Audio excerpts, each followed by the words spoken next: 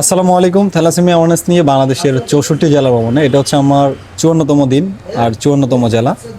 So যখন গোপালগঞ্জ থেকে আসতেছিলাম তখন অজানা গন্তব্য, কোথায় যাবো কোথায় থাকবো জানি না। তো এক পরিচিত ভাইয়ের এখানে থাকার কথা ছিল, কিন্তু আনফর্চুনেটলি হচ্ছে উনি কোনো হয়তো বিজি ছিল, যার কারণে হচ্ছে রেসপন্স করে নাই। তো এক ভাই হচ্ছে মেসেঞ্জার আমার সাথে কানেক্ট ছিল প্রায় আজ থেকে 3 বছর আগে। ওনাকে নক করি যে ভাই আমি শরীয়তপুর আসছি, আপনার বাসা না শরীয়তপুর? উনি বললো হ্যাঁ আমি তো দেশের বাইরে আছি। সো উনি হচ্ছে ওনার বন্ধু বান্ধবদের ম্যানেজ করলেন।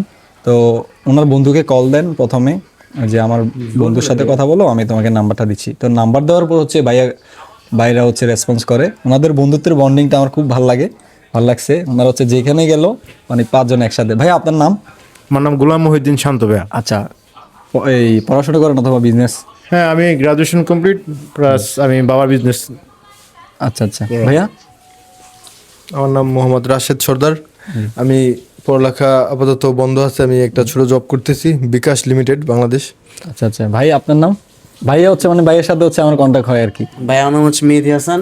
তো আমি হচ্ছে এখন ল নিয়ে পড়তেছি, এখন ল স্টুডেন্ট আমি। তো গ্রাজুয়েশন কমপ্লিট হয়ে গেছে, এখন হচ্ছে ল নিয়ে পড়তেছি।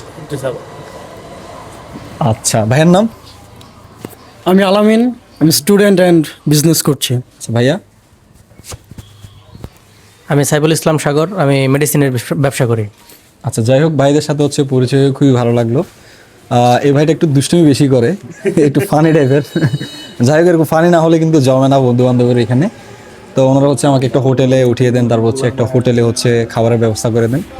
সো আমার আরও 10টা জেলা বাকি আছে, সবাই দোয়া করবেন। আগামীকাল ইনশাল্লাহ আমি যাব মাদারীপুর, এরপর হচ্ছে ফরিদপুর। সো সবাই দোয়া রাখবেন। আসসালামু আলাইকুম।